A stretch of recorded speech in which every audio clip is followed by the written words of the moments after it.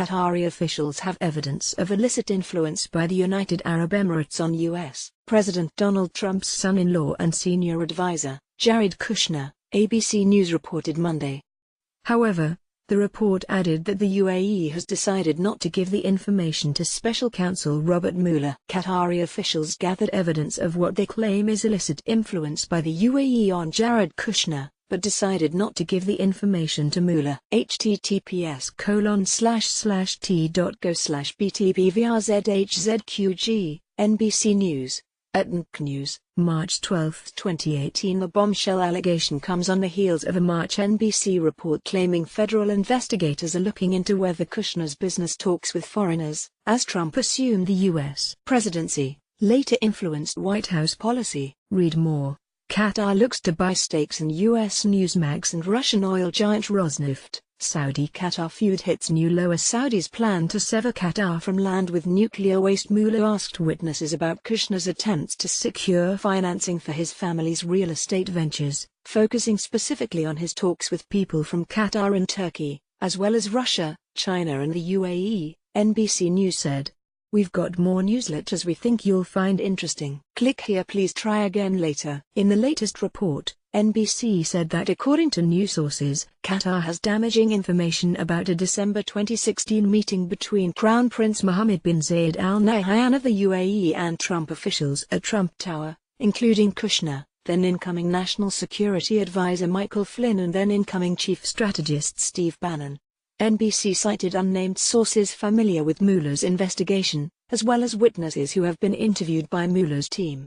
The special counsel is looking at Russia's alleged meddling in the 2016 U.S. presidential election and whether there was any collusion with the Trump campaign. Kushner's family-run real estate company unsuccessfully tried to seek financing from Qatar's investment fund for its deeply troubled New York City property a month before Kushner backed a blockade on the Gulf Kingdom, The Intercept reported on Friday.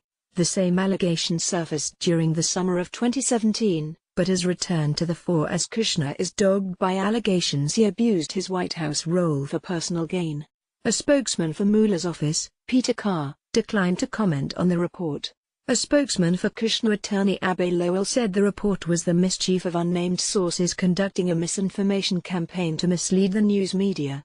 Kushner's role in the campaign and transition was to be a point person for completely appropriate contacts from foreign officials, and he did not mix his or his former company's business in those contacts, the spokesman, Peter Mirijanian, said in a statement. Any claim otherwise is false. Russia has denied interfering in the election, and Trump has said there was no collusion. Federal investigators have reached out to Turkish nationals for information on Kushner through the FBI's legal attaché office in Ankara, NBC News said. Qatari government officials who visited the United States earlier this year considered turning over information to Mueller that they believed demonstrated their Gulf neighbor was coordinating with Kushner to hurt Qatar, NBC News said, citing 4 people familiar with the matter.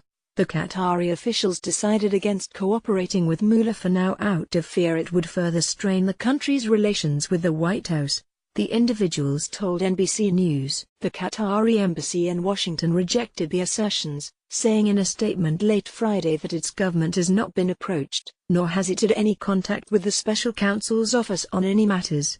Kushner's family business, Kushner Companies, approached Qatar several times, including last spring, about investing in its troubled flagship property at 666 Fifth Avenue in New York, but Qatar's sovereign wealth fund declined, NBC News said, citing 2 sources familiar with the discussions. Mueller's team also expressed interest in a meeting Kushner held at Trump Tower in December 2016 with former Qatari Prime Minister Hamad bin Jassim bin Jaber Al Thani. People familiar with the meeting told NBC News. The Kushner Company's Fifth Avenue property is facing some $1.4 billion in debt that is due in 2019, NBC News cited the sources as saying. Talks with Qatari officials about investing continued after Kushner entered the White House and stepped away from the business, they said. After the collapse of talks between Qatar and Kushner Companies, the White House strongly backed a blockade against Qatar by Saudi Arabia and the UAE, which accused Qatar of backing terrorism. Kushner has played a major role in the U.S. Middle East policy. The Washington Post reported a few weeks ago that officials from the UAE, China, Israel and Mexico talked privately about ways to manipulate Kushner using his business arrangements, financial difficulties and lack of foreign policy experience. The Post report quoted unnamed U.S. officials familiar with intelligence reports on the issue. Kushner has lost his access to top-secret U.S.